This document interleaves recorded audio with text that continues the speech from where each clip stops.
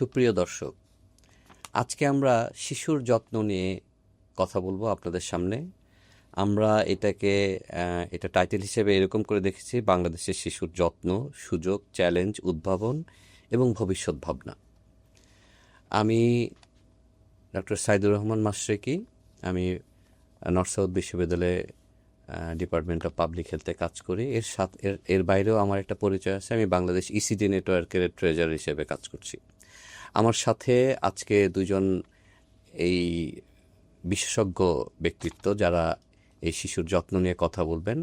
আমি প্রথমেই ডক্টর হাফিজা তোফায়েল ওনাকে অনুরোধ করছি ওনার পরিচয় দেওয়ার জন্য।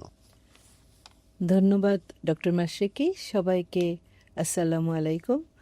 আমি Fahmida Tofail, senior consultant physician এবং সায়েন্টিস্ট হিসাবে আইসিডিডিআরবিতে আছি। আমি দীর্ঘদিন ধরে শিশু বিষয়ক গবেষণার সাথে জড়িত। আজকের অনুষ্ঠানে আসতে পেরে আমি ধন্যবাদ ডক্টর ফাহমিদা তোফায়েল। উনি অনেক বড় একজন গবেষক। উনি ব্রেন ডেভেলপমেন্ট নিয়ে কাজ করেন। উনি তার জায়গা থেকে হতে করবেন। এখন আমি প্রফেসর ফারিহা হাসিমকে তার পরিচয় দেওয়ার জন্য অনুরোধ করছি। আসসালামু আলাইকুম। আমি অধ্যাপক ফারিহা হাসিন। আমি কাজ করছি department of public health informatics, Bangladesh medical বিশ্ববিদ্যালয়। আমি এছাড়াও দায়িত্বে আছি division head, reproductive and child health division, department of public health and informatics, Bangladesh medical university. ধন্যবাদ আপনাদের দুজনকেই। দর্শক, আপনারা বুঝতেই পারছেন যে আমরা আজকে শিশুর যত্ন নিয়ে কথা বলবো। দুই ধরনের বিশেষজ্ঞ, একজন ব্রেন ডেভেলপমেন্ট বিশেষজ্ঞ আর একজন রিপ্রোডাক্টিভ হেলথ, এই ব্যাপারে উনি বিশেষজ্ঞ। এই দুইটা জায়গাকে একখানে করে আমরা আজকে আপনাদের সামনে যে তথ্যগুলি দেওয়ার চেষ্টা করব, আমরা আশা করি শিশুর যত্নে আপনাদের ভূমিকা রাখার ক্ষেত্রে অনেক গুরুত্বপূর্ণ ভূমিকা পালন করবে। তা আমি যদি প্রথমেই আলোচনাটাতে এভাবে যাই, শিশুর যত্ন, আমি আগে এইভাবেই দর্শকদের বলতে চাই যে শিশু কেন এত গুরুত্বপূর্ণ। কারণ শিশুরাই হচ্ছে আমাদের ভবিষ্যৎ। শিশুরা সুন্দরভাবে গড়ে উঠলেই আমার দেশ, আমার জাতি সুন্দর হবে। সুতরাং যত্ন তাদের গড়ে ওঠার ক্ষেত্রে খুবই গুরুত্বপূর্ণ একটা কম্পোনেন্ট। এবং আমরা প্রথমেই জেনে নেই শিশুর যত্ন বলতে আমরা কি বুঝি। আমি প্রফেসর ফারিহা হাসিমকে প্রথমে ওনার মতামত দেওয়ার জন্য আমি তারপরে ডক্টর হামিদা তোফায়েলের কাছে আসবো, যদি আপনি। আমার কাছে শিশুর যত্ন বিষয়টার ব্যাপ্তি অনেক বড়। তার আগে আমি একটু বলতে চাই, যখন আমরা শিশুর যত্ন বলছি, আসলে কোন বয়স থেকে কোন বয়সকে আমরা বলছি, আমরা বিভিন্নভাবেই কিন্তু ব্যাখ্যা করতে পারি। কখনো কখনো যদি শিশুর যত্নের ডেফিনিশনটা এভাবে দেয়া হয় যে 0 থেকে 18 বছর বয়স পর্যন্ত, এটি যেমন বলা যায়। আবার কোনো কোনো ক্ষেত্রে 0 থেকে 5 বছর বয়স পর্যন্ত। আবার আমরা যদি আর্লি চাইল্ডহুড ডেভেলপমেন্টের কনসেপ্ট থেকে যদি শিশুকে আমরা সংজ্ঞায়িত করতে চাই, তাহলে আমরা 0 থেকে 8 বছর বয়স পর্যন্ত আমরা বলতে পারি। আমি মূলত চাইল্ড কেয়ার বা শিশুর যত্নের ব্যাপারটাকে এভাবে দেখতে চাই আজকে, যে শিশু পৃথিবীতে আসার আগেই কিন্তু শিশুর যত্নের বিষয়টা অতি গুরুত্বপূর্ণ হয়ে যায়। যেহেতু আমরা মা এবং শিশু দুজনকে নিয়েই কাজ করি এবং দুজনের অংশটি অতি গুরুত্বপূর্ণ। আমার কাছে শিশুর যত্ন হচ্ছে যখন বাবা মা বা তারা মনে করছেন যে তারা একটি সন্তান নেবেন, তখন থেকেই আমার কাছে মনে হয়েছে যে শিশুর যত্নের ভাবনাটা চলে আসে। এবং পরবর্তীতে যখন মা গর্ভবতী হন, বাবা মা দুজনেই অধীর আগ্রহে অপেক্ষা করেন কখন তাদের সন্তান এই পৃথিবীতে আসবে। ওই পুরো সময়টাই আমার কাছে মনে হয়েছে যে শিশুর যত্নের প্রারম্ভিক বিষয়, যেটি অতি গুরুত্বপূর্ণ। এবং এখান থেকে যদি আমরা মনে করি যে শিশুর যত্নের সময়টা শুরু হলো, পরবর্তীতে শিশুর যখন জন্ম হয়ে গেল, ওই সময়টাও কিন্তু তখন শিশুর যত্নের মধ্যে চলে আসবে বলে আমি মনে করছি। ধন্যবাদ। আমি এবার ডক্টর ফাহমিদা তোফায়েল আপনাকে অনুরোধ করছি, আপনি যদি শিশুর যত্ন ব্যাপারে আমাদের আরও কিছু ধারণা। ধন্যবাদ ডক্টর মাশরেকি। আমি শিশুর যত্ন শব্দটা যত ছোট, এর যেমন ডক্টর ফারিহা বললেন যে এটার আসলে ব্যাপ্তি অনেক। আমরা শিশুর যত্ন বিভিন্ন বয়সে বিভিন্ন রকমভাবে নিতে হয়, নেওয়া প্রয়োজন। তো ডক্টর ফারিহা বললেন যে আসলে গর্ভাবস্থায় শিশুর থেকেই শিশুর যত্ন শুরু হয়। তারপরে জন্মানোর পর থেকেও শিশুর কিন্তু আরেক রকম যত্নের প্রয়োজন হয়। আর শিশুর যত্ন কারো একক দায়িত্ব না, এটা সম্পূর্ণভাবে একটা যৌথ উদ্যোগ। এটা একটা যৌথ বিনিয়োগ হিসাবে আমি দেখি, যেটা সমাজের জন্য এবং পরিবারের জন্য সবখানেই এটার প্রয়োজনীয়তা। এবং শিশুর যত্ন একটি অত্যন্ত গুরুত্বপূর্ণ অংশ, যেটা হচ্ছে প্রারম্ভিক বিকাশের, যেটার উপর ভিত্তি করে নির্ভর করে শিশুর ভবিষ্যৎটা রচনা হবে। যেমন আমরা বাসা বাড়িতে একটা ফাউন্ডেশনের যত মজবুত হয় তার উপর নির্ভর করে বাড়িটা কত মজবুত হবে। শিশুর এই প্রাথমিক সময়কার যে যত্নটা, এই যত্নের উপরেই নির্ভর করবে সে আসলে কতটুকু পরিপূর্ণ বিকাশ তার হবে। এবং সামাজিক, আমি যেটা বলবো, সামাজিক এবং অর্থনৈতিক দুই দিক থেকে এটা প্রয়োজনীয়। এ কারণে যে এই শিশুর যদি পরিপূর্ণ বিকাশ হয়, সে তখন সমাজে কন্ট্রিবিউট করতে পারবে। তার বড় হয়ে সে সমাজের নিজেকে প্রোডাক্টিভ একটা লাইফ সে দিতে পারবে, যেটার উপরে সামাজিক সাকসেসটা, একটি সমাজের যে সামাজিক যে অবকাঠামো, সেটা সুন্দরভাবে নির্ধারিত হবে। অনেক ধন্যবাদ। আমরা বুঝতে পারলাম যে যত্ন ব্যাপারটা অনেক ছোট একটা শব্দ না, কিংবা একটা ছোট একটা কনসেপ্ট না। আপনাদের দুজনের আলাপ থেকে সে বুঝতে পারলাম। তো আমার মনে হয় যে আমরা যদি দ্বিতীয় ধাপে যাই, যে এই যত্নগুলি কীরকম, কারা কারা এর সাথে সম্পৃক্ত হতে পারে, এই ব্যাপারে আমরা আলোচনাটা শুরু করি, তারপরে আমরা দেখি এটা কোথায় যাওয়া যায়। আমি আবার প্রফেসর ফারিহা হাসিমের কাছেই যাচ্ছি যে এই যত্ন ব্যাপারটা কি, কারা কারা এর সাথে সম্পৃক্ত, কি কি ভাবে এগুলি দেওয়া যায়, এরকম ব্যাপারে যদি আপনি আপনার মতামত রাখেন। আমরা যদি আগের আলোচনা থেকে একটু রেস্ট টানি, যে আসলে যত্ন শব্দটা খুব ছোট্ট, কিন্তু ব্যাপ্তিটা অত ছোট নয়, অনেক বড় একটি বিষয়, এবং এর মধ্যে অনেকগুলো মানুষের সম্পৃক্ততা, ভালোবাসা, যত্ন এগুলো জড়িয়ে আছে। যদি আমি বাবা মাকে দিয়ে শুরু করি, পরিবারে যেমন বাবা মা আছেন, যে একজন মা যখন গর্ভবতী হন, ওনার গর্ভে যে সন্তানটি ধীরে ধীরে বড় হচ্ছে, তার যে যত্ন, এই যত্ন শুধু মা কিন্তু সম্পৃক্ত একা নন। বাবা যেমন আছেন, তেমনি পরিবারের যারা অতি ঘনিষ্ঠ সদস্য যারা রয়েছেন, পরিবারে বয়স্ক যারা রয়েছেন অথবা অন্যান্য যারা সদস্য রয়েছেন, ভবিষ্যৎ শিশুর আমরা নানির কথা বলতে পারি, দাদা দাদির কথা বলতে পারি, এবং পরিবারের যারা অন্য সদস্যরা আছেন, তাদের প্রত্যেকেরই কিন্তু শিশুর যে ঠিকভাবে বেড়ে উঠবে, এটির একটা বড় ধরনের একটি দায়িত্ব রয়েছে।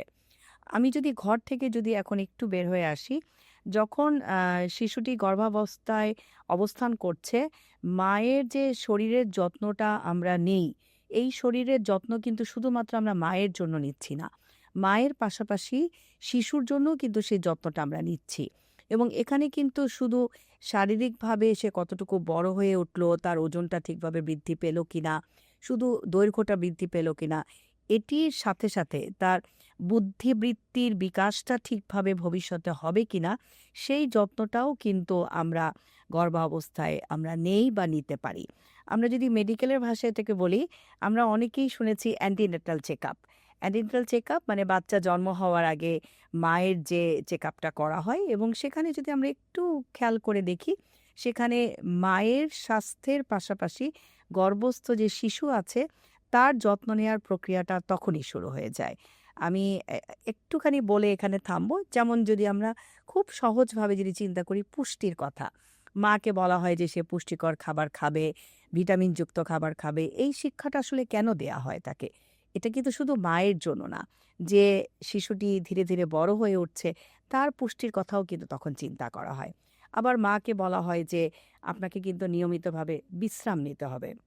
এই বিশ্রামটাও কিন্তু তার এবং তার গর্ভস্থ শিশুর জন্য কিন্তু অতি প্রয়োজনীয়। আর আমরা যদি শিশুর পরিচর্যার কথা যদি সামগ্রিকভাবে চিন্তা করি, এই সময়ে মায়ের পাশাপাশি হাজবেন্ড বা ভবিষ্যৎ শিশুর পিতার যেমন একটা দায়িত্ব আছে, তেমনি পরিবারে যারা অন্য সদস্যরা রয়েছেন, দাদা দাদি, নানা নানি অথবা চাচা ফুপু বা যারাই থাকেন না কেন, তাদেরও কিন্তু এই খাদ্য এবং বিশ্রামের দিকে আমরা কিন্তু দৃষ্টি দিতে বলি। এই দৃষ্টি দেওয়ার কারণটাই হচ্ছে যে শিশুটি বড় হচ্ছে, সে যেন সুস্থভাবে বড় হয়ে ওঠে, তার রোগ প্রতিরোধ ক্ষমতাটাও যেন ঠিকভাবে তৈরি হয়, শারীরিক বৃদ্ধির পাশাপাশি তার মানসিক গঠনটাও যেন ঠিকভাবে গড়ে ওঠে। ধন্যবাদ। আপনার কথা থেকে আমি যেটা বুঝতে পারলাম যে আপনি খুবই গুরুত্ব দিলেন যে শিশুর যত্নের জায়গায় মা যখন গর্ভবতী হচ্ছে, মার যত্নটা এর সঙ্গে অঙ্গাঙ্গিভাবে জড়িত। হ্যাঁ, আমি একটা জিনিস যেহেতু আমি ইসিডি নেটওয়ার্কের ট্রেজারার, আমি একটা জিনিস জানি যে যত্নে নার্চারিং কেয়ার ফ্রেমওয়ার্ক, একটা ফ্রেমওয়ার্ক ব্যবহার করা হয় যেখানে স্বাস্থ্য, প্রোটেকশন, তারপরে পুষ্টি, তারপরে হচ্ছে রেসপন্সিভ কেয়ার, মানে যত্নের, মানে রেসপন্সিভ কেয়ার এটা স্পেশাল টাইপ অফ টার্ম, তারপরে হচ্ছে আর্লি লার্নিং, শুরু প্রারম্ভিক শিক্ষার ব্যাপারটা। আমার মানে এই জায়গাগুলিও সম্ভবত যত্নর মধ্যে নিয়ে এসে আমি ডক্টর ফাহমিদা তোফায়েলকে বলবো যে আপনি যদি এইগুলি প্রাসঙ্গিকগুলিকেও কে কীভাবে কেমন করে আমরা করতে পারি সেটা যদি আপনি আলোকপাত করি। জি, যেটা মায়ের যত্ন তো অবশ্যই, যেহেতু আমরা কনসেপশন থেকেই আসলে শিশুর যত্নটা চিন্তা করতে পারি। তারপরে যেটা বললেন ডক্টর মাশিকি যে আমাদের নার্চারিং কেয়ার ফ্রেমওয়ার্ক, এখানে মূল 5টি বিষয়ের উপরে জোর দেওয়া হয়েছে যে কিভাবে করে শিশুর যেমন স্বাস্থ্য, সুস্থতা, যেটা সে কিভাবে করে সুস্থ শিশুকে রাখা যায় সেদিকে নজর রাখতে হবে। তারপরে যেটা হচ্ছে গিয়ে এখানে যেটা হচ্ছে নার্চারিং কেয়ার বা রেসপন্সিভ কেয়ার, এখানে দুইটাই আসে যে শিশুর কি চাহিদা, কি চাচ্ছে সেটা বুঝে সাড়া দেওয়া।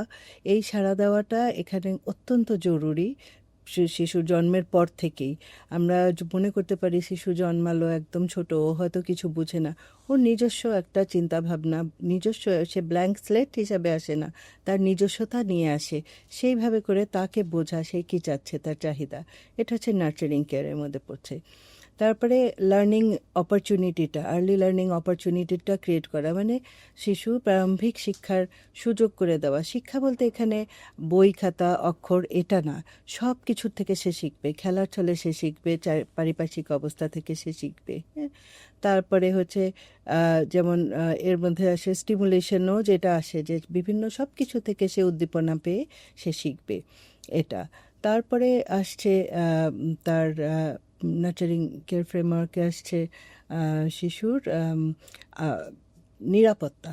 হ্যাঁ, সে নিরাপত্তা এবং যাতে সেফ সিকিউর থাকে, এই জায়গাগুলোতে জোর দিতে হবে। আর তারপরে হচ্ছে পুষ্টিটা অত্যন্ত গুরুত্বপূর্ণ। তো পুষ্টিটা যেমন শিশুর কখন কি প্রয়োজন, সে সব রকম পুষ্টি উপাদান সহ খেয়ে উপযুক্তভাবে বেড়ে উঠছে কিনা।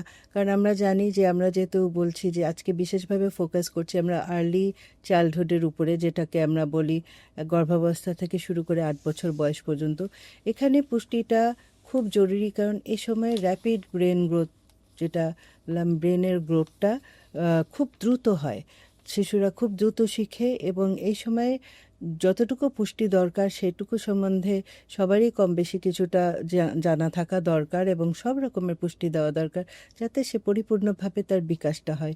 এই প্রাথমিক জিনিসগুলো, এই 5টা জিনিস আমরা যেটাকে আমরা বলবো একদম মূল, এই মূলটার উপরে যদি আমরা জোর দিই তাহলে শিশু পরবর্তীতে তার বেসটা হয়ে যাবে, যার পর এরপরে রিফাইনমেন্টটা চলতে থাকবে, এবং প্রতি মুহূর্তে সে পারিপার্শ্বিকতা থেকে শিখতে থাকবে এবং বড় হতে থাকবে।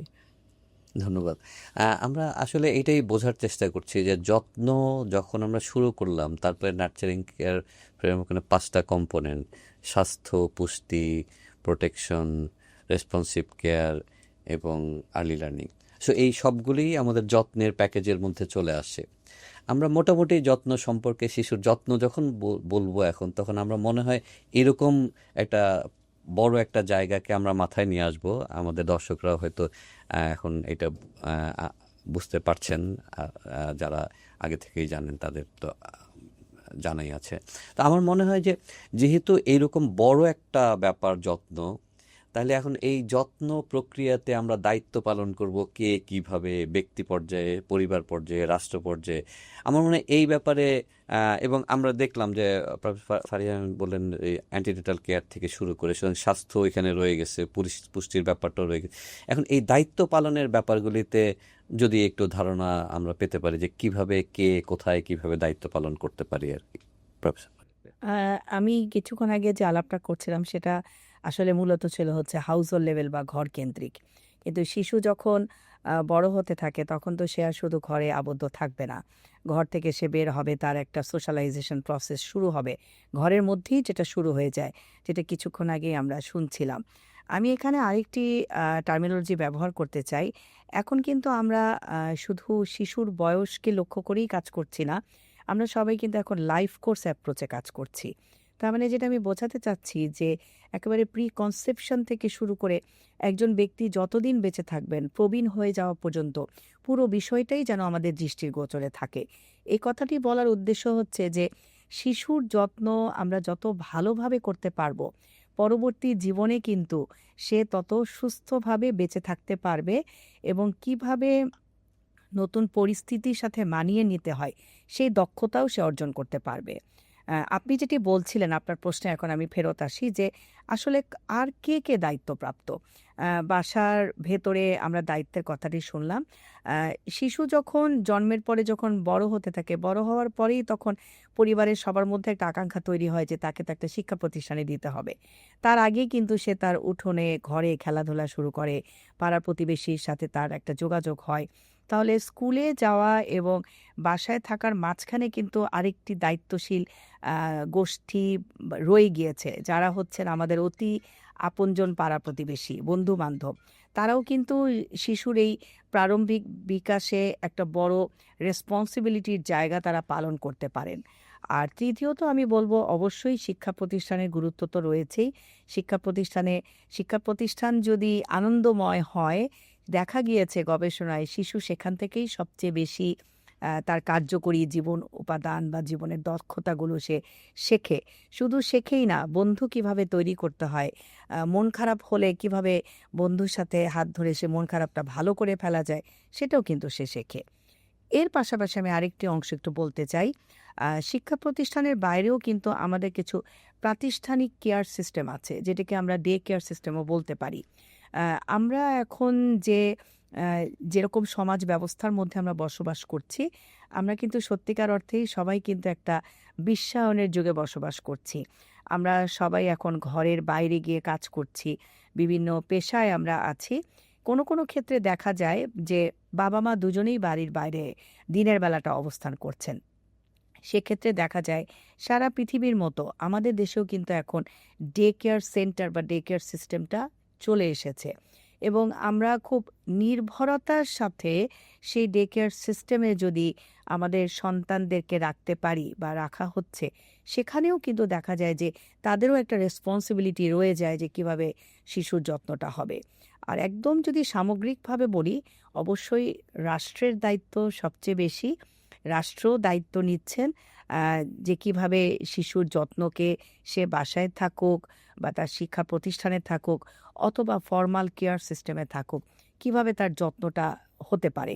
এবং রাষ্ট্রের পাশাপাশি আমরা দেখতে পাচ্ছি যে বেসরকারি সংস্থারা রয়েছেন, প্রাইভেট ইনস্টিটিউটগুলো আছেন, তারাও কিন্তু শিশুর যত্নের ক্ষেত্রে দায়িত্ব নিতে পারেন বলে আমার মনে হয়। ধন্যবাদ আপনাকে। আমরা বুঝতে পারলাম যে শিশুর যত্নে আসলে পরিবার, সমাজ, রাষ্ট্র একটা বড় ব্যাপ্তি নিয়ে এখানে দায়িত্ব পালন করার কথা। আমি একটা কথা একটু বলতে চাই।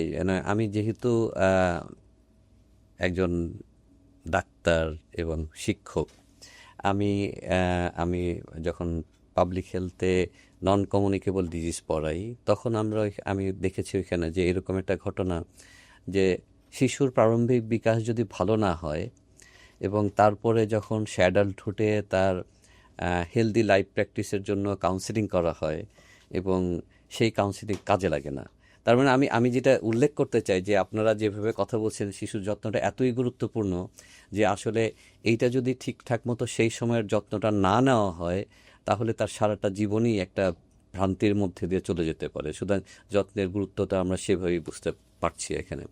তো আপনি সমাজ, পরিবার, রাষ্ট্র এই জায়গাগুলিতে বললেন, এবং আমার মনে হয় যে নার্চারিং কেয়ার ফ্রেমওয়ার্কটা সব জায়গায়, আপনি ডে কেয়ারের কথা বলেছেন, এবং সেইখানেও নিশ্চয়ই যত্ন, যদি আমরা বলি ডে কেয়ারের শিশুর যত্ন, তার মানে নার্চারিং কেয়ার ফ্রেমওয়ার্ক, সেখানে স্বাস্থ্য, সেখানে পুষ্টি, সেখানে প্রোটেকশন, সেখানে আর্লি লার্নিং এবং রেসপন্সিভ কেয়ার অবশ্যই থাকবে।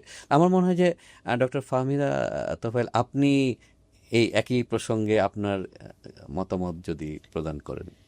জি, আমিও একই ধারায় বলবো যে মানে অনেক কিছু বলে ফেলেছেন ডক্টর ফারিয়া, যে অলরেডি আমাদের আসলে শুধু পরিবারের মধ্যেই না, বা প্রথম এটা শিশুর একটা দায়িত্ব বা যত্নের দায়িত্ব শুধুমাত্র বাবা মার না, কেয়ার গিভার যে কেউ হতে পারে পরিবারের মধ্যে, যার কাছেই শিশু থাকবে সেই কেয়ার গিভার। আসলে এটা আমরা যদি চিন্তা করি যে সায়েন্টিফিক্যালি যেটা এটাকে দেখেছে যে ব্রেনারের ইকোলজিক্যাল মডেলটা, সেখানে দেখা যাচ্ছে একটা কনসেন্ট্রিক সার্কেল, একটা সার্কেল আরেকটা সার্কেল, একটা বৃত্ত আরেকটা বৃত্ত দিয়ে আবৃত, তার উপরে আরেকটা বৃত্ত, এভাবে করে প্রতিটা বৃত্তে এক একজন দায়িত্বে আছে। সে শিশুর এই বিকাশের উপরে বড় ভূমিকা রাখে। তো সুতরাং বাড়িতে যেমন বাবা মার বাইরেও দাদা দাদি নানা নানি ওনারা তো আছে। এরপরে যেটা বলা হলো যে এরপরে মারা যখন শিশু একটু বড় হয় বা শিশু ছোট থাকতেই যারা কর্মজীবী মারা, মায়ের দায়িত্ব প্রাথমিকভাবে আসে। এখন পর্যন্ত আমরা যেটা দেখি যে বেশিরভাগ ক্ষেত্রে 80% ক্ষেত্রে প্রাইমারি কেয়ার গিভার হচ্ছে মা। তারপরে তারই দায়িত্ব, এবং আমাদের সমাজ ব্যবস্থাতে মাকেই এই কাজটা করতে হয় শিশুর যত্নের বিষয়ে। পাশে সবাই সহযোগিতা করে, যার যেমন যেমন তার পারিবারিক স্ট্রাকচার তার উপরে নির্ভর করে। তো এরপরে মা যদি আসলে বহির্মুখী হয় বা বাইরে যেতে হয়, কাজের জন্য বাইরে যেতে হয়, সেক্ষেত্রে তখন আমাদের যেই প্রয়োজনীয়তা হয়েছে যে বাচ্চাটাকে কোথায় রেখে যাবে, কে দেখাশোনা করবে, ওই সময় আসে ডে কেয়ার। তারপরে কর্মস্থানে যদি সেখানে প্রাইভেট সেক্টরে কোনো শিশুর যত্নের ব্যবস্থা থাকে, সেই যত্ন সেখানে দেওয়া।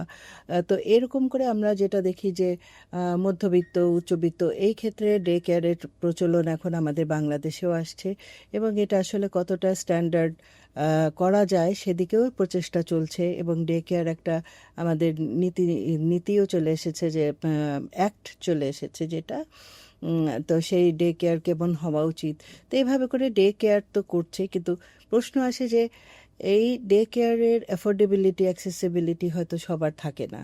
তো তাহলে যারা দরিদ্র বা মধ্যবিত্ত মারা, যারা কাজে বের হতে হয়, যাদেরকে আয় রোজগার যাদেরকে করতে হয়, তো তাদের জন্য কীরকম সুযোগ, যেটা মানে আমাদের সবার জন্য একটা ভালো খবর যে এই নিয়ে প্রচুর গবেষণা চলছে, প্রচুর কার্যক্রম চলছে, এবং সরকারও এই বিষয়ে যথেষ্ট সচেতন, যার জন্য আমাদের কমিউনিটি লেভেলেও ডে কেয়ারের প্রচলনটা শুরু হয়েছে। এবং অলরেডি এটা স্কেল আপ, যে ডক্টর মাসিকে আপনিই তো একটা সাথে জড়িত ছিলেন, আঁচল, যেমন আঁচল এখন প্রায় 8,000 ডে কেয়ার গ্রামাঞ্চলে এই যে যারা নিম্নবিত্ত মধ্যবিত্ত কর্মজীবী মারা, তাদের শিশুদেরকে নিরাপদে রাখার ব্যবস্থা করে গেছে। তো এভাবে করে বিভিন্ন সেন্টার, প্রাইভেট সেক্টর, তারপরে আবার কেউ টেম্পোরারিভাবেও কার্যক্রমটা দায়িত্বটা নেয়, আত্মীয় স্বজনের বাসায় রেখে যায়। তো এরকমভাবে আমি মনে করি যে সবারই একটা যৌথ উদ্যোগ, যৌথ একটা দায়িত্ব একটা শিশুকে যত্ন নেওয়ার। এবং এক্ষেত্রে অবশ্যই আমাদের কিছু গ্যাপ আছে, যেটা হয়তো আমরা পরবর্তীতে আলোচনা করব, যে সবাইকে যথেষ্ট পরিমাণে মানে এই ব্যাপারে নলেজেবল করে তুলতে, যত্নটা যাতে ম্যাক্সিমাম যত্ন দেওয়া যায়, সে বিষয়ে আমাদের অনেক কিছু করণীয় আছে ভবিষ্যতে। হ্যাঁ, আমরা আপনাদের দুজনের আলোচনা থেকে যেটা বুঝলাম, যত্ন ব্যাপারটা যত সহজ আমরা বুঝতে চেষ্টা করি, সেটা ব্যাপারটা অত সহজ নয়। যত্নকারীর যত্ন সম্পর্কে শিক্ষিত হওয়া দরকার, এরকমই আমার ধারণা হলো। তা আমি প্রফেসর ফারিয়া হাশিমকেই প্রশ্ন রাখতে চাই, আপনি কি কিছু বলবেন? যত্নকারীরা এ ব্যাপারে তৈরি হওয়ার কোনো ইস্যুজ আছে কিনা? নিশ্চয়ই আমাদের কারো কারো হয়তো ধারণা থাকতে পারে যে শিশুর যত্ন, শিশুকে তো আমরা জন্ম দিয়েছি, বড় করেছি, লালন পালন করেছি, এটা তো একটা খুবই ন্যাচারাল ব্যাপার, কাজে এটা তো নিজেরাই করা যায়। নিজেরা করা যায় সেটা ঠিক আছে, কিন্তু এখন যেহেতু জ্ঞান বিজ্ঞান আমাদেরকে অনেক সমৃদ্ধ করেছে। সুতরাং এখন শিশুর যত্নটাকে কিন্তু আমরা পুরোপুরি বৈজ্ঞানিকভাবে সায়েন্টিফিকভাবে আমরা চিন্তা করছি। এবং আমি যদি আরেকটু অ্যাড করি, শুধু সায়েন্টিফিকভাবে না, সোশ্যাল সায়েন্সের দিক থেকেও কিন্তু আমরা শিশুর যত্নকে এখন আমরা বোঝার চেষ্টা করছি। কিছুক্ষণ আগেই বাবা মার কথা বলছিলাম আমি। এখন আমরা দেখছি যে যে ভবিষ্যৎ প্যারেন্টদের বা অভিভাবকদের শিশুর যত্নের ওপরে তাদের প্রশিক্ষণ থাকে, বা যে বিষয়টা তারা যদি ভালোভাবে বুঝতে পারেন, পরবর্তীতে দেখা যায় যে তাদের শিশুর যত্নের উপরে এটার কিন্তু একটা পজিটিভ প্রভাব পড়ে টেক কেয়ারের ক্ষেত্রে। এবং এখানে আমি শুধু বাবা মাকে সীমাবদ্ধ করব না, পরিবারের যারা আছেন তাদের প্রত্যেকটি সদস্যরই আসলে এই প্রশিক্ষণটি থাকা দরকার।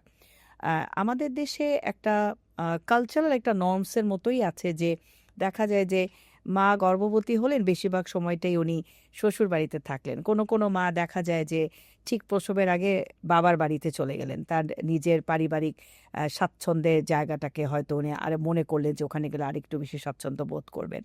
আহ, এই নর্মসের পাশাপাশি আরেকটি জায়গায় আসলে আমাদের একটু দৃষ্টি দেওয়া দরকার, যে তার যে টেক কেয়ারটা হচ্ছিল তার এবং তার গর্ভস্থ শিশুর, উনি প্রসবের আগে ওনার যে একটা জিওগ্রাফিক্যাল একটা চেঞ্জ হলো বা লোকেশন চেঞ্জ হলো, সেখানেও যেন সেই যত্নটা ঠিকভাবে যেন থাকে। তা না হলে যেটা হয় যে অনেক সময় দেখা গেল জন্মের সময়টা হচ্ছে সবচেয়ে গুরুত্বপূর্ণ সময়, জন্ম এবং জন্মের পরবর্তী সময়টা, সেই সময়টাতে হয়তো দেখা গেল অ্যান্টিনেটালের টাইমটাতে আমরা খুবই ভালোভাবে টেক কেয়ার করলাম, কিন্তু ডেলিভারি এবং পোস্টপার্টামের যে সময়টা আছে, এই সময়টাতে যদি আমাদের ঠিকভাবে প্রশিক্ষণটা যদি না থাকে, তখন দেখা যায় কিন্তু শিশুর যত্নে একটা বিরূপ প্রভাব এতে পড়তে পারে। কাজেই আমি বিশ্বাস করি এবং মনে করি, এবং গবেষণাও বলছে যে যেখানে প্যারেন্টিং ট্রেনিংগুলো আছে সেখানে সেবাটা ভালো হবে। এবং আমি শুধু প্যারেন্টিং ট্রেনিংয়ের কথাই আসলে বলবো না, বাসায় যে সমস্ত সদস্যরা আছেন তাদের প্রত্যেকেরই কিন্তু এ ব্যাপারে পরিষ্কার ধারণা থাকা দরকার এবং বৈজ্ঞানিকভাবে ধারণা থাকা দরকার। এবং আমরা কিছুক্ষণ আগে কিন্তু স্কুলের কথাও বলছিলাম, স্কুলেও কিন্তু শিশুর যত্ন সম্বন্ধে পরিষ্কার ধারণা থাকা দরকার, শিক্ষক মণ্ডলী যারা আছেন। এবং দেখা যায় যে অভিভাবকরা কিন্তু তাদের সন্তানদেরকে বিদ্যালয়গুলোতে সাথে করে নিয়ে যান, সেখানে প্যারেন্টিং ট্রেনিংয়ের একটা এক্সটেন্ডেড ওয়ে হতে পারে যদি অভিভাবক এবং শিক্ষক উভয় পক্ষই যদি একত্রে শিশু যত্নের জন্য কি করতে হবে সেটির ক্ষেত্রে তারা যদি প্রশিক্ষণ প্রাপ্ত থাকেন।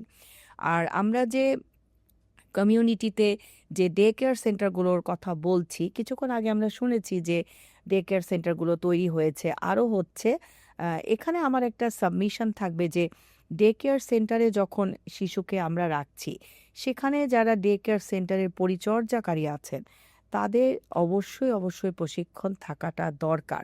কারণ প্রশিক্ষণ নিয়ে আমরা কিছুক্ষণ আগে একটি ফ্রেমওয়ার্কের কথা বলছিলাম, এই ফ্রেমওয়ার্কের 5টি অংশ তখনই পরিপূর্ণভাবে আসলে আমরা অ্যাপ্লাই করতে পারবো বাসার পাশাপাশি বা বাড়ির পাশাপাশি যারা ডে কেয়ার সেন্টারে শিশুর যত্ন নিচ্ছেন, এই 5টি কম্পোনেন্টের ওপরে যদি তার পার্টিকুলারলি প্রশিক্ষণ থাকে।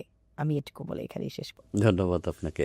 হ্যাঁ, আমি আমি একটা শুনেছি, এক্স্যাক্টলি এটা সঠিক কিনা, যে ইন্দোনেশিয়াতে নাকি বিয়ে করার যখন সিদ্ধান্ত নেয় তখন দুইজনকে এই প্যারেন্টিংয়ের একটা ট্রেনিং দিতে হয় 3 মাস 6 মাসের। মানে তার মানে আমি এটা যদি সত্যি হয়, ব্যাপারটা আসলে রাষ্ট্র কিভাবে দেখছে তাদের সন্তানকে যত্ন নেওয়ার ব্যাপারে, দায়িত্বশীল হওয়ার ক্ষেত্রে এটা।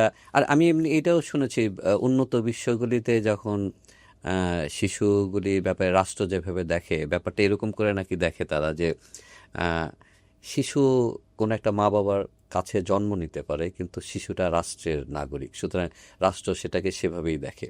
তো সুতরাং এই জায়গাগুলিকে দেখে আমরাও বাংলাদেশ আস্তে আস্তে আগাচ্ছি, উন্নত হচ্ছি, আমাদের জাতিকে আমরা উন্নতভাবে দেখতে চাই, আমাদের আমাদের এই শিশুগুলিকে ভবিষ্যতের সেরকম দায়িত্বশীল এবং ক্রিয়েটিভ নাগরিক হিসেবে দেখতে চাই। সুতরাং যত্ন যে এখানে খুবই গুরুত্বপূর্ণ সেটা বুঝলাম, এবং আপনার কথা আমরা বুঝলাম যে এখানে গুরুত্বপূর্ণ ট্রেনিং দরকার। আমার মনে হয় ডক্টর ফাহমিদা তোফায়েল, আপনি কি এই ব্যাপারটাতে আরেকটু কিছু বলবেন?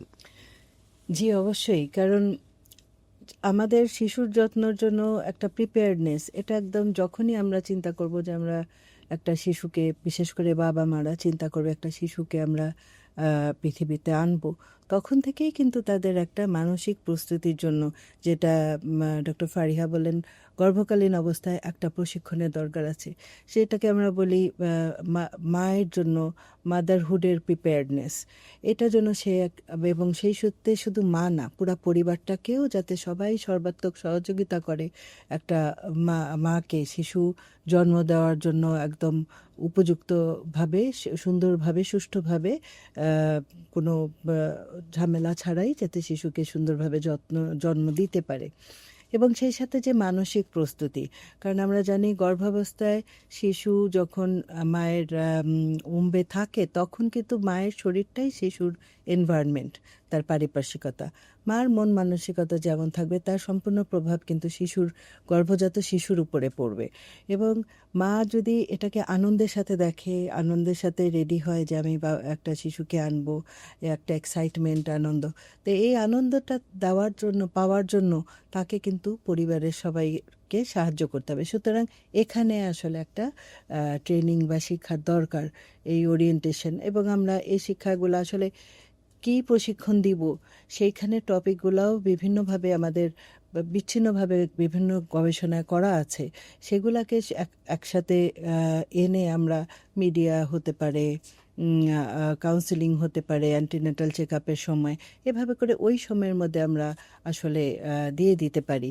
কারণ এখন পর্যন্ত কিন্তু আমাদের দেশে ধারণা শিশুর যত্ন হলো শুধুমাত্র খাওয়ার সময় খাওয়ানোটা, গোসল করানোর সময় গোসল করানো, এই দুটা জিনিসের মধ্যেই কিন্তু এখনও সবাই আসলে সচেতন হয়ে উঠে নাই।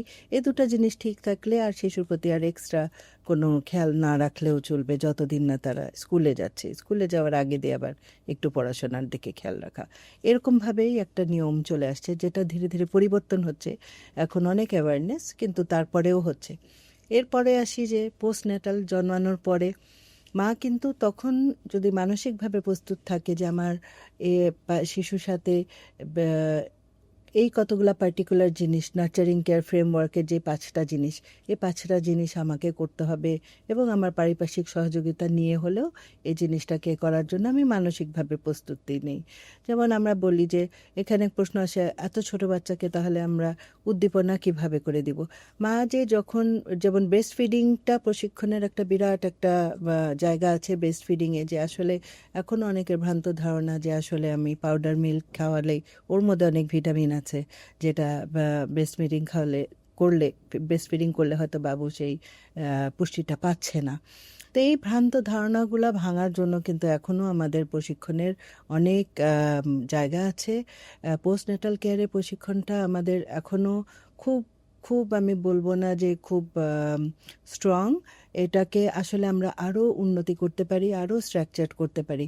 এবং এখানে উদ্দীপনা দেওয়ার বিষয় তখন যে আমরা যেটা বলি আই কন্ট্যাক্ট, আমি যেটা আমার কাজের সময় গিয়ে দেখেছি গ্রামে গঞ্জে, মারা দেখা যায় যে বাচ্চার পুরো মাথাটা ঢেকে ব্রেস্ট ফিডিং করায়, আঁচলটা দিয়ে মাথা ঢেকে ব্রেস্ট ফিডিং করায়, মা বা শিশুর কোনো কিন্তু আই কন্ট্যাক্ট হচ্ছে না। আই কন্ট্যাক্টটা কিন্তু মা বাচ্চার একটা বিনিময়, এটা খুবই ইম্পর্টেন্ট, এটা একটা স্টিমুলেশন, আর্লি স্টিমুলেশনের মধ্যে এটা পড়ে, যেটা আমরা উদ্দীপনা দেওয়া বলি। তো এইসব জিনিসগুলো যেমন আমাদের জানা না থাকার জন্য আমরা কিন্তু আমাদের কাজের মধ্যে আনি না, আমরা গতানুগতিকভাবে করে যাই কাজটা। ব্রেস্ট ফিডিং করাচ্ছে, খাওয়াটা দরকার, মায়ের খেয়াল তখন শিশু খাচ্ছে কিনা, কিন্তু শিশুর সাথে যে আমি একটু চোখে চোখে কথা বলবো, হাসবো, খেলবো, তার সাথে এই আই কন্ট্যাক্টটা হবে, সোশ্যালাইজেশন হবে, এই অংশটুকুটা কিন্তু বাদ পড়ে যায়। এরপরে শিশু যখন আরেকটু বড় হচ্ছে তখন তাকে আসলে কিভাবে করে আমরা খেলার ছলে শেখাতে পারি, এবং নার্চারি কেয়ার ফ্রেমওয়ার্কের যে সবগুলো উপাদানগুলোকে আমরা জেনে কতটুকু করবো। যেমন কমপ্লিমেন্টারি ফিডিংয়ের টাইমটা হচ্ছে গিয়ে খুব একটা ইম্পর্টেন্ট সময়, যখন সে ব্রেস্ট ফিডিং থেকে পাশাপাশি অন্যান্য খাওয়া শুরু করে। এই সময়টায় গিয়ে কিন্তু মারা অনেক ঝামেলায় পড়ে। এখানে যাদের যদি এখানে প্রশিক্ষণের একটা ব্যবস্থা থাকে যে কি দিয়ে খাওয়া শুরু করবে, কবে খাওয়া শুরু করবে, কতদিন পর্যন্ত বুকের দুধ খাওয়াবে, এইটাও কিন্তু একটা প্রশিক্ষণের ব্যাপার। যেই জিনিসগুলো সবার মুখে মুখে জানা, একজনের থেকে আরেকজনের জানা, কিন্তু কমপ্লিটলি একটা প্যাকেজ হিসাবে পরিষ্কার না। তবে আমাদের যেমন দেখি টিকা কার্ডের পিছনে এখন দেওয়া থাকে যে কত মাস বয়স থেকে বাচ্চাকে অন্যান্য খাওয়াবে, কি খাওয়াবে, কিভাবে পুষ্টি নির্ধারণ করবে মারা। তো তবে এর বাইরেও আমার মনে হয় আরও কিছু আমাদের করণীয় আছে, যেটা মাস মিডিয়া বলেন বা অন্য কোনো মাধ্যমে আমরা আসলে ছড়াতে পারি। আর তারপরে তো আসছে যে স্কুলে যাওয়ার আগেই আমরা যেটা প্রি প্রাইমারি, এখন তো অনেক প্রি প্রাইমারি স্কুল আছে, ডে কেয়ার আছে, ওখানে বাচ্চারা কিছু শিখতে পারে, তবে সবাই তো সেই সুযোগ পায় না। সেই অংশটুকুটা বাসায় মা কেমন করে দিতে পারে, যে আমাদের গবেষণায় আমরা যেমন করি low cost locally available play material থেকে আমরা কিভাবে করে তাকে সম্পূর্ণ উদ্দীপনা দিতে পারি। তারপরে আমরা low cost locally available food, যেটা আশেপাশেই কম দামে পাওয়া যাচ্ছে, আমাদেরকে একদম আপেল আঙ্গুর খাওয়াতে হবে না, আমাদেরকে একদম কি বলে মাছ মাংস ডিম সব খাওয়াতে হবে না, তার মধ্যে থেকেই পুষ্টিকর খাওয়াগুলোকে আমরা কিভাবে করে খিচুড়ি বানাই, এবং শুধু খিচুড়ি না, আমাদের পারিবারিক খাওয়া দাওয়ার মধ্যে কেমনে শিশুকে কত দ্রুত নিয়ে আসতে পারি যাতে কোনো এক্সট্রা এফোর্ট না লাগে শিশুর জন্য আলাদা করে খাদ্য তৈরি করতে। এইরকমভাবে আমরা যত্ন, তারপরে সেফটি একটা বড় জিনিস, যেমন যেটা ডক্টর মাসিকে আপনি তো এখানে অনেক মানে কাজ করেছেন, আপনার কাছ থেকেও আমরা জানতে পারবো যে যে বাচ্চারা পুকুরে চলে যাচ্ছে, পুকুরে পড়ে যাচ্ছে, সাঁতার জানছে না, তারপরে দা বটি সব বাসার মধ্যে ওপেন, এই সেফটি সিকিউরিটি এইটাকে নিশ্চিত করা। তো এই শিক্ষাগুলা, এই সচেতনতাগুলা যদি থাকে, দেওয়ার আমাদের সুযোগ থাকে বিভিন্ন পর্যায়ে, তাহলে এটা আমার মনে হয় যে আমরা পরিপূর্ণ একটা শিশু যত্ন আমাদের শিশুকে দিতে পারবো, যেটা আমাদের আসলে একটা শুধুমাত্র পারিবারিক না, একটা সামাজিক দায়িত্ব। এটা আমাদের মানে শেয়ার্ড রেসপন্সিবিলিটি বলবো আমি, এককভাবে কারো উপর না, সেই শিশুটা পুরা জাতির, পুরা সমাজের। ধন্যবাদ। হ্যাঁ, অবশ্যই আমার মনে হয় আপনি খুবই গুরুত্বপূর্ণ একটা কথা নিয়ে আসছেন, যে সেফটি ব্যাপারটা। হ্যাঁ, সত্যি সত্যিই এইটা একটা খুবই গুরুত্বপূর্ণ ব্যাপার, যে আমাদের সমস্ত ইফোর্ট দেওয়ার পরেও আমরা দেখতে পাই যে একটা ছোট বাচ্চা হয়তো 2 বছর বয়সে, যখন তার ব্রেস্ট ফিডিং প্রক্রিয়াগুলি শেষ হয়েছে, টিকাগুলি দেওয়া শেষ হয়েছে, সে ভ্যালুয়েবল চাইল্ড, সে পানিতে ডুবে মরে গেল। নিশ্চয়ই আমরা এটা চাই না। সুতরাং আমাদের যত্নের মধ্যে, এটাও আমরা নার্চারিং কেয়ার ফ্রেমওয়ার্কে বলছি, যে যত্নের মধ্যে সেফটি সিকিউরিটিটাও আসা দরকার। আপনি বুকের দুধ খাওয়ানোর সময় কাপড় দিয়ে ঢেকে, আমরা যে রেসপন্সিভ কেয়ার, চোখতে দেখতে হবে বাচ্চাটা কি চায়, কেমন করে তার সঙ্গে ইন্টারাক্ট করতে হবে। তো এই জায়গাগুলি শুধু সম্ভবত নলেজ নাই, তাই আমরা করছি না। তো সুতরাং এই জায়গায় নিশ্চিতভাবেই আপনি ওরিয়েন্টেশনের কথা বলছেন, মিডিয়া সহ অন্যান্য জায়গায় দায়িত্বের কথা বলছেন। আমার মনে হয় যে সেটা খুবই গুরুত্বপূর্ণ। এছাড়া যেমন টাস্ক ফোর্স শিফটিং আমরা যেটা বলি, যে আমরা সবখানে একদম বিশেষজ্ঞ হয়তো আমরা দিয়ে ট্রেনিং দেওয়া সম্ভব হবে না, তাহলে আমাদেরকে এই মাস্টার ট্রেনার তৈরি করতে হবে, আমাদের ফ্রন্টলাইন ওয়ার্কারদের তৈরি করতে হবে, সবাইকে খুব জটিলভাবে সব ব্যাখ্যা না দিয়ে যেটুকু করলে, যেটুকু ন্যূনতম করণীয় একটা এই নার্চারিং ফ্রেমওয়ার্কটার সবগুলো কম্পোনেন্টকে কভার করার জন্য আমরা সেইভাবে করে টাস্ক শিফট করতে পারি। কারণ এত বড় দেশ, এত মানুষ, সবাইকে জন্য আমরা একদম খুবই হাইলি মানে ট্রেন্ড মানুষকে হয়তো সবার জন্য দিতে পারবো না। তখন আমরা এই যে টাস্ক শিফট করে যারা ফ্রন্টলাইন ওয়ার্কার তাদেরকে ট্রেন করতে পারি, গভর্নমেন্টের ডিফারেন্ট সেক্টরে মাস্টার ট্রেনার তৈরি করতে পারি, এনজিও সেক্টরে মাস্টার ট্রেনার করতে পারি, মিডিয়া তো আছেই। এইভাবে করে আমরা আসলে বিভিন্ন মাধ্যমে এই শিক্ষাটা আসলে দিতে পারি বিভিন্ন পর্যায়ে। হ্যাঁ, সত্যি এই দিক নির্দেশনা অনেক কাজে লাগবে আমার ধারণা। এমনিতে আমাদের দেশ এখন সম্ভবত গুরুত্ব দিয়েই দেখে। আমাদের কিছু কিছু আইন শিশুদের জন্য হয়েছে। 2013-তে আমাদের মানে শিশু নীতি, হ্যাঁ, ইসিজি নীতি হয়েছে। তারপরে চাইল্ড ডে কেয়ার অ্যাক্ট হয়েছে। তো এগুলি দেখে আমরা বুঝতে পারি আমার রাষ্ট্র মানে এটাকে গুরুত্ব দিয়ে দেখছে। সুতরাং এটা আমাদের জন্য অবশ্যই একটা পজিটিভ জায়গা। আমি ডক্টর ফারিয়াকে জিজ্ঞেস করবো, এই সমস্ত জায়গাগুলিতে আমরা এনজিও, জিও, এই প্রত্যেকটা জায়গাগুলিকে কিভাবে সমন্বিতভাবে এটাকে এগিয়ে নিতে পারি, সেই জায়গায় আপনার যদি কোনো দিক নির্দেশনা কিংবা মতামত, সেটা যদি আপনি বলেন। এই প্রশ্নের উত্তর দেওয়ার আগে আমি আগের প্রশ্নে একটু ফেরত যেতে চাই। সেটা হচ্ছে যে কিছুক্ষণ আগে আমরা একটু আলোচনা করছিলাম যে আহ, মায়ের অবস্থান কিন্তু এখন বিভিন্ন রকম, কারণ আমরা এখন প্রচুর কর্মজীবী মা পাই। সেটি যেমন যাদের অর্থনৈতিক অবস্থা ভালো তাদের মধ্যে যেমন আছে মধ্যবিত্ত, নিম্নবিত্ত, অতি দরিদ্র, প্রত্যেকের বিভিন্ন সিচুয়েশনে আমরা মাদেরকে দেখতে পাচ্ছি, বাবাদেরকে দেখতে পাচ্ছি। আমার কাছে মনে হয়েছে যে এই শিশু যত্নের ব্যাপারটা একদম তাদের পর্যন্ত পৌঁছানোটা খুব খুব জরুরি, কারণ কর্মক্ষেত্রে শিশু যত্ন এটাও আমাদের, এই কনসেপ্টটাও আমাদেরকে আসলে অনেক বেশি বারবার করে বলা দরকার। কারণ যারা কর্মক্ষেত্র তৈরি করছেন তাদের মননে মানসিকতায় যদি এটি থাকে যে তার কর্মক্ষেত্রে যারা নারী কর্মকর্তা কর্মীরা রয়েছেন বা কলিগরা রয়েছেন, তাদের কারোর যদি শিশু সন্তান থেকে থাকে তাহলে তার জন্য কিন্তু একটা ব্যবস্থা করতে হবে। এবং সবসময় যে এটা খুবই উচ্চ মূল্যের তাও কিন্তু নয়। কিছুক্ষণ আগেই আমরা আলোচনায় শুনলাম যে সুলভ মূল্যেও কিন্তু এই ধরনের ব্যবস্থা করা সম্ভব। তাতে সবচেয়ে বড় উপকারটা যেটা হবে সেই কর্মক্ষেত্রের, সেটা একটা ইন্ডাস্ট্রি হোক, একটা অফিস হোক, একটা স্কুল হোক, একটা হাসপাতাল হোক, সেই মায়েরা কিন্তু খুব নিশ্চিন্ত মনে তার সেবাটা দিতে পারবেন যাকেই তিনি সেবাটা দিচ্ছেন। এবং বাচ্চাটির সেফটি সিকিউরিটি তো এনশিওর হচ্ছেই, তার নিউট্রিশনের জায়গাটাও কিন্তু নিশ্চিত থাকবে। এবং নিউট্রিশনের পাশাপাশি দেখা গিয়েছে যে এই ধরনের কর্মক্ষেত্রে যে ডে কেয়ার সেন্টারগুলো হয় সেখানে আমার জানা মতে আর্লি স্টিমুলেশনটা খুব চমৎকারভাবে হয়, কারণ তার বয়সী অন্যান্য বাচ্চারাও থাকে। চমৎকার একটা সোশ্যালাইজেশন প্রসেসের মধ্যে দিয়ে কিন্তু বাচ্চা গড়ে ওঠে। কাজে এখানে আমি কর্মক্ষেত্রে যে মায়েরা আছে তাদের বাচ্চাদের যত্নটা কিভাবে হবে কর্মক্ষেত্রের মধ্যে, এটি আমাদের আসলে মনে হয় সার্বজনীন চিন্তা ভাবনার মধ্যে থাকা দরকার, আছে অলরেডি, কিন্তু এটার আরও বেশি ইমপ্লিমেন্টেশন যদি হয় তাহলে শিশু যত্নের আরেকটি দিক খুবই শক্তিশালী হবে বলে আমি মনে করছি। এখন আপনার প্রশ্নে আসি যে সমন্বয়টা আসলে কিভাবে করা যেতে পারে। আমরা যারা বাবা মারা ঘরে আছেন অথবা স্কুলে কিছু কার্যক্রম চলছে অথবা কমিউনিটি লেভেলে কিছু কার্যক্রম চলছে, সরকারি বেসরকারি পর্যায়ে কার্যক্রম চলছে, সেখানে আমি একটু ডক্টর ফাহমিদা তোফায়েলের কথার সূত্র ধরে বলতে চাই, আমাদের একটা সমন্বিত পরিকল্পনা থাকাটা খুবই দরকার। এবং এই সমন্বিত পরিকল্পনাটাতে হবে হচ্ছে খুবই পরিষ্কার ধারণা, যেটি আমরা সবাই একইভাবে বুঝব। এবং সমন্বিত পরিকল্পনার পাশাপাশি আমরা কিভাবে ইমপ্লিমেন্ট করব এটার একটা স্ট্যান্ডার্ড অপারেটিং প্রসিডিওর থাক আছে, কিন্তু এটাকে কীভাবে আরও ইমপ্লিমেন্টেশনের জায়গায় যেতে পারে। এবং আমার মনে হয় যে আমাদের একটু অঞ্চল ভিত্তিক একটু দেখা দরকার যে কোন জায়গায় কীরকম সেবার প্রয়োজন আছে। আমাদের বাংলাদেশে কিছু হার্ড টু রিচ এরিয়াও কিন্তু আছে। শহরের চাহিদা একরকম, হার্ড টু রিচ চাহিদা আরেক রকম। এই অ্যাসেসমেন্টগুলো করে যদি আমরা এই এই সার্ভিসগুলোকে যদি আমরা ক্রিয়েট করতে পারি, তাহলে আমার মনে হয় যে এই সার্ভিসের ব্যাপ্তিটা সবাই পাবে। সেটি ঘরেও হতে পারে, একটা কমিউনিটিতেও হতে পারে, একটি পাড়াতেও হতে পারে, খুব সিম্পলভাবে যদি আমরা চিন্তা করি।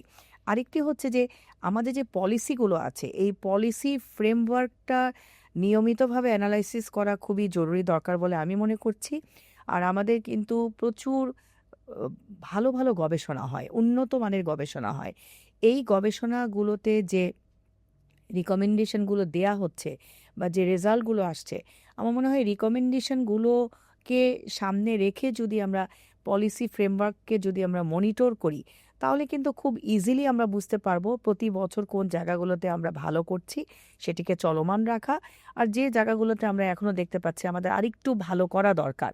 কারণ কিছুক্ষণ আগে ডক্টর ফাহমিদা তোফায়েল কিন্তু একটা কথা বলছিলেন আমাদেরকে যে আমরা সবাই একইভাবে জানি কিনা, আমাদের কারিকুলামগুলো একইভাবে আছে কিনা, খুবই ইজি ওয়েতে আমরা কিভাবে এই যত্নগুলো নিতে গেলে আমাদের কি কি তথ্যের দরকার, এই তথ্যগুলোকে আমরা একইভাবে বোঝার জায়গাতে আছি কিনা, এরকম একটা প্যাকেজও তৈরি করা যেতে পারে যে যার যেটুকু দরকার উনি ওইটুকু ইমপ্লিমেন্ট করবেন। তাহলে যেটা হবে আমাদের মনিটরিং সুপারভিশনটা আমরা করতে পারবো, আমরা বুঝতে পারবো আসলে আমাদের কার কী দায়িত্ব। বাচ্চাকে শুধু নিয়মিতভাবে খাওয়ানো এবং গোসল করানোর মধ্যেই যে যত্নটি সীমাবদ্ধ নয় সেটি যদি আমরা জানতে পারি। এবং আরেকটি কথা আমি এখানে যুক্ত করতে চাই, প্রত্যেকটি দেশের একটি নিজস্ব স্বকীয়তা আছে। আমাদের কালচার কিন্তু খুবই রিচ, আমাদের সংস্কৃতি অত্যন্ত রিচ একটি সংস্কৃতি। আমরা আমাদের সাংস্কৃতিক বেশ কিছু পরিচর্যা আছে, যেগুলো কিন্তু যদি আমরা এখন দেখি সেগুলো কিন্তু আমরা সায়েন্টিফিকভাবেও ব্যাখ্যা করতে পারি।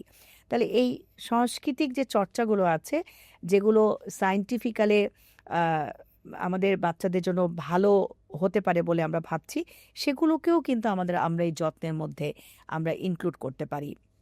এবং মিডিয়ার রোলটাকেও কিন্তু এখানে আমরা যদি একটু স্পষ্টকরণ করি যে আমাদের যে নীতিগুলো আছে, আমাদের যে কার্যক্রমগুলো আছে, তারা যদি এই জায়গাগুলোতে কথা বলেন বা কথা বারবার করে যদি কথা হয়, তাহলে আমার মনে হয় যে আমরা যে জায়গাগুলোতে মনে করছি যে আরেকটু সমন্বয় দরকার, সেই সমন্বয়টা হবে।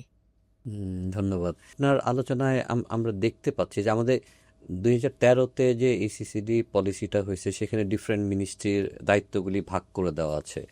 মানে তার মানে আমি যেটা বুঝতে পারছি যে আমাদের নীতির জায়গায় হয়তো আমরা পৌঁছায় গেছি বিভিন্ন জায়গায়, শুধু আমরা ইমপ্লিমেন্টেশনে এসে আমরা স্ট্রাগল করছি। সুতরাং এই জায়গাটাতেই আমাদের খুঁজে পেতে হবে যে কেমন করে এটাকে বেটার ওয়েতে করা যায়।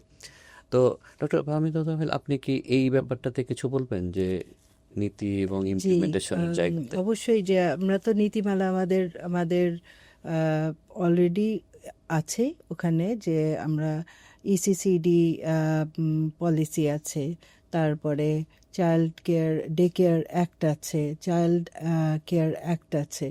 তো এর রিসেন্টলি আমাদের আরেকটা কাজও হয়েছে গভর্নমেন্ট লেভেলে, যেটাকে হচ্ছে যে road map for child care in Bangladesh.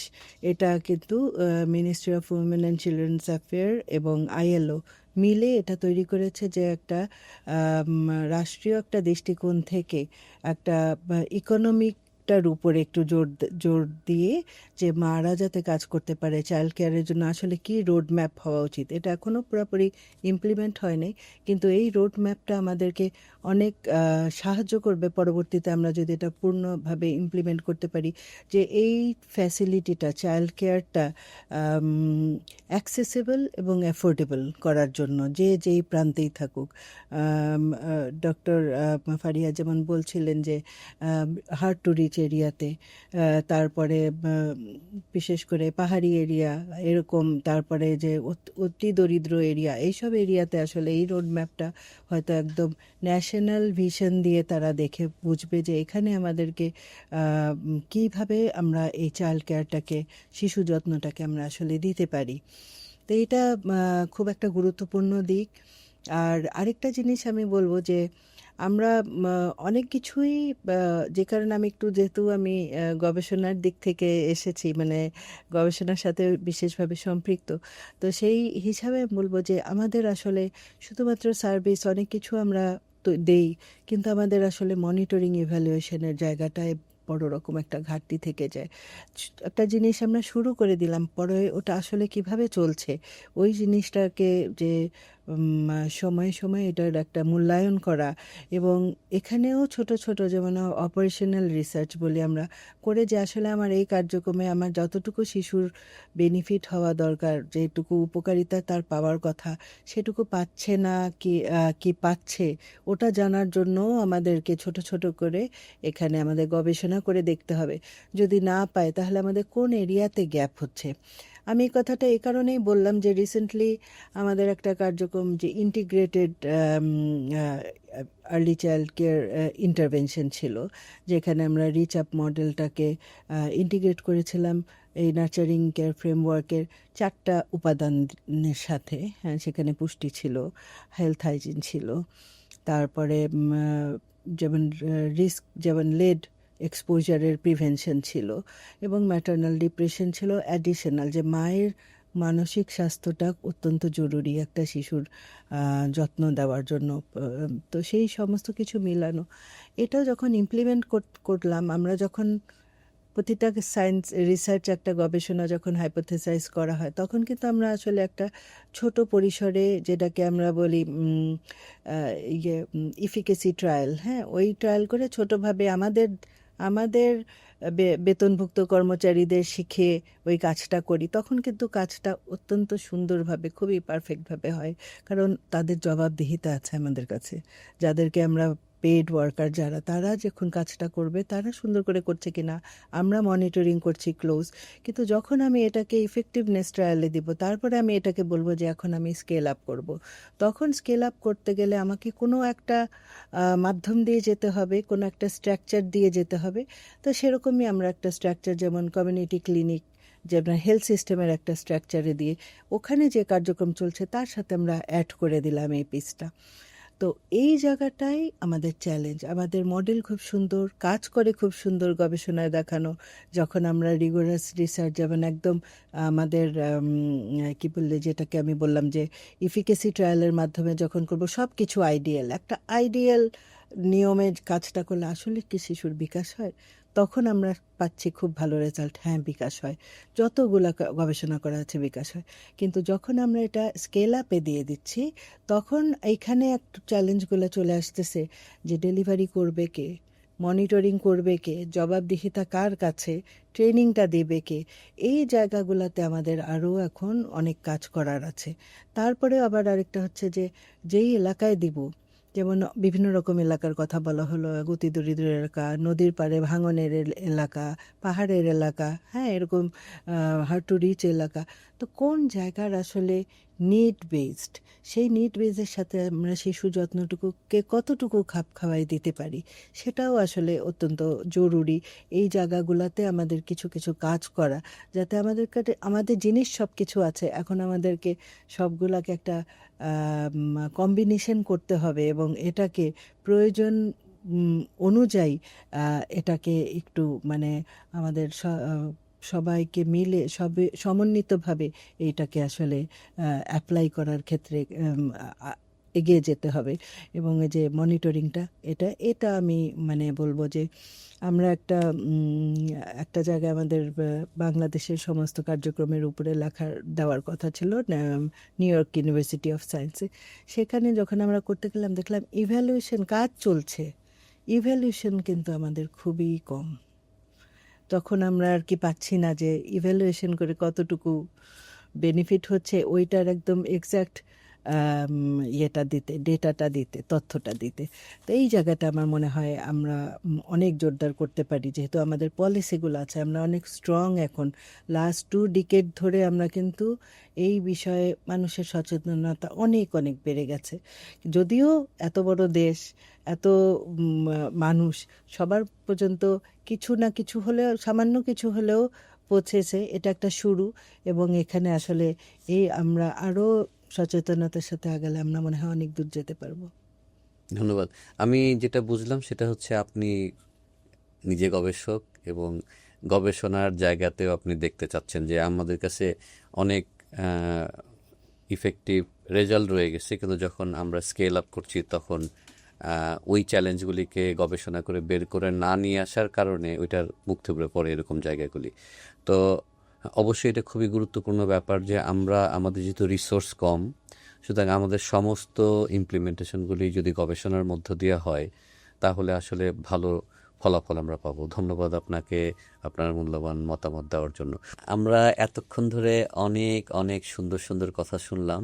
আমার মনে হয় আমরা এখন অনুষ্ঠানের শেষ পর্যায়ে। আমি এই পর্যায়ে প্রফেসর ফারিহা হাসিমকে অনুরোধ করব যে আপনার সমস্ত আলোচনা মিলায়ে আমাদের রাষ্ট্র, সমাজ, ব্যক্তি পর্যায়ে আপনার কাছ থেকে আমরা কি শুনবো এখন? আমার আবারও মনে হচ্ছে যে কথাটি যতই পুরনো হোক, সবসময় আমার কাছে নতুন মনে হয়েছে, শিশুরাই জাতির ভবিষ্যৎ। এই কথাটি যদি আমরা মনে রাখি, তাহলে মনে হয় শিশুর যত্ন নিয়ে আজকে যে আলোচনা আমরা করলাম, তাহলে সেটার একটা যথার্থ প্রতিফলন আমরা দেখতে পাবো। এবং শিশুর যত্ন শুধুমাত্র মায়ের দায়িত্ব না, এটা আমি আরেকবার একটু পরিষ্কার করে বলতে চাই। শিশুর যত্নের সাথে পরিবার, তার আশেপাশে যারা আছেন, তার শিক্ষা প্রতিষ্ঠান, আমাদের ফর্মাল ইনফর্মাল কেয়ার সেন্টার যেগুলো আছে, আমাদের স্বাস্থ্যসেবা কেন্দ্র আছে, সবারই কিন্তু একটা বড় ধরনের দায়িত্ব আছে যে আমরা কে কী করব। আমি এ পর্যায়ে বলতে চাই যে আমাদের আসলে প্যারেন্টিং কেয়ার বিষয়টাকে আমাদের সবাইকে আরেকটু শেয়ার করা উচিত, বলা উচিত, এবং এটার যে সত্যিকার অর্থে একটা বৈজ্ঞানিক ভিত্তি আছে, এ ব্যাপারে মনে হয় আমাদের আরেকটু পরিষ্কার ধারণা থাকা দরকার। এই বিষয়গুলো নিয়ে আমরা যত বেশি কথা বলবো, তত কিন্তু এই বিষয়গুলো সম্বন্ধে আমাদের যে সম্যক ধারণা আছে সেটা আরেকটু পরিষ্কার হবে। আমি অবশ্যই ট্রেনিংয়ের কথা বলবো এবং আরেকটি কথা আমি বলব যে আমি যে মায়েরা কর্মক্ষেত্রে যাচ্ছেন তাদের কথা আমরা বলেছি। কিন্তু যে মায়েরা বা পরিবারের বেশিরভাগ সদস্যরা বাসায় থেকে শিশুর যত্ন নিচ্ছেন, তাদের ক্ষেত্রেও যেন সঠিক জ্ঞানটি যেন তার কাছে গিয়ে পৌঁছায়। আর আমরা অনেকগুলো পরামর্শের কথা ইতিমধ্যে আমরা বলেছি। একটি বড় জায়গা আমার মনে হয় যে আমাদের একটু আলোকপাত করা দরকার। সেটা হচ্ছে আমাদের ডিজিটাল মিডিয়া, আমাদের social media. Digital media, social মিডিয়াকেও কিন্তু আমাদের এখানে খুবই স্ট্রংলি ইনক্লুড করা যেতে পারে। সবাই যে একদম প্রশিক্ষণের আওতায় আসবেন ব্যাপারটি এরকম নয়। যারা প্রশিক্ষণের আওতায় আসতে পারবেন না, মূল জায়গাটা হচ্ছে তার কাছে আসলে মেসেজ বা তথ্যটা কিভাবে পৌঁছাবে এবং এই তথ্যটা যেন সঠিক তথ্য হয় এবং এই তথ্যের যেন একটা বৈজ্ঞানিক ভিত্তি থাকে। আরেকটি বিষয় আমার কাছে মনে হয়েছে যে বাবা-মায়ের পরে আমরা যে শিক্ষক-শিক্ষিকার কথা বলছি, পরিবারে কিন্তু বড় ভাই-বোনরাও থাকে। বড় ভাই-বোনও কিন্তু শিশুর যত্নের ক্ষেত্রে একটা বড় ভূমিকা পালন করতে পারে এবং এখন আমরা দেখতে পাচ্ছি বিভিন্ন ক্ষেত্রে শিশুরাও শিশুদের যত্ন নিতে পারে। একটু বড় শিশু, ছোট শিশুর যত্নটা নিল। এই কনসেপ্টটাও আমাদের মধ্যে থাকা দরকার।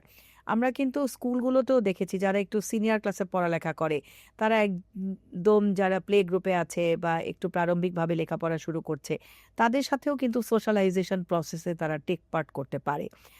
এবং এটা খুব ভালো কাজ করেছে, আমরা বিভিন্ন গবেষণায় দেখতে পেয়েছি। এক্ষেত্রে আমি বলব যে যারা আমরা হাসপাতালে থেকে সেবা দিচ্ছি, বিশেষ করে গর্ভবতী মাদেরকে সেবা দিচ্ছি অথবা বাচ্চাটি যদি টিকা নিতে আসে বা অসুস্থ হয়ে যখন আসে, আমি মনে করি যে এই সময়টাও কিন্তু আমাদের একটা বড় সুযোগ হচ্ছে তাকে সঠিক তথ্যটা দেয়া।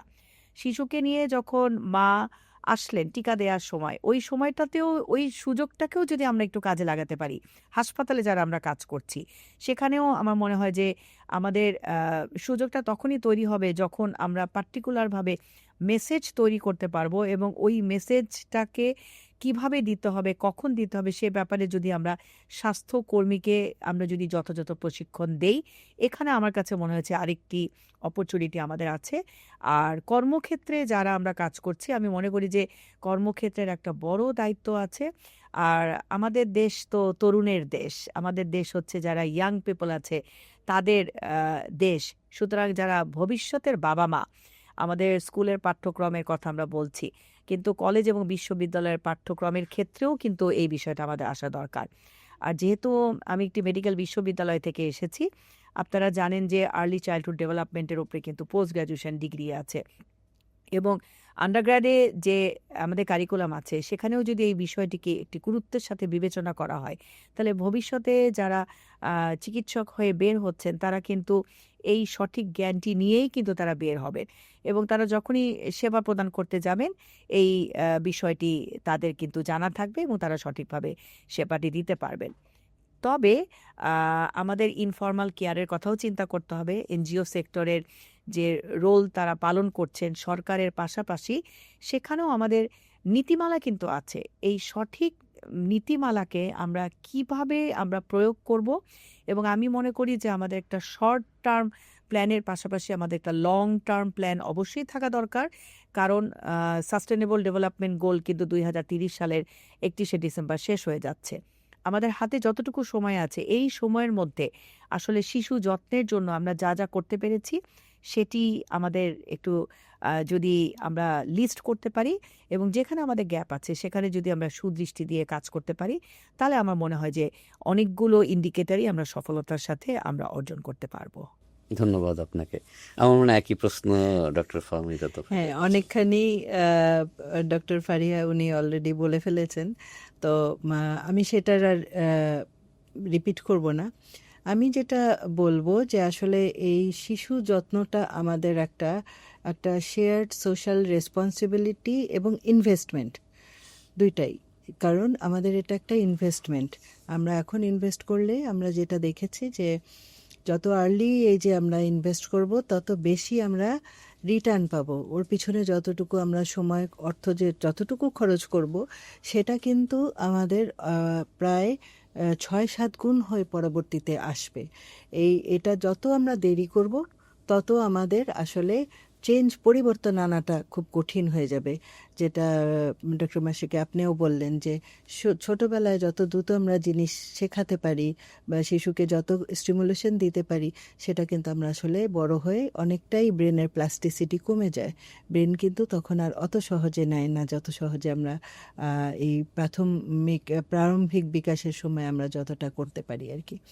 তা আমার যেটা মূল যেই বক্তব্যটা থাকবে যে আসলে অ্যাওয়ারনেস বিল্ড আপটা প্রতি আমি একটু বিশেষভাবে গুরুত্ব দিচ্ছি। যদিও আমরা অনেকখানি এখন জেনে গেছি, কিন্তু পরিপূর্ণ এবং সঠিক তথ্য এখনও সবার কাজ পর্যন্ত যায়নি।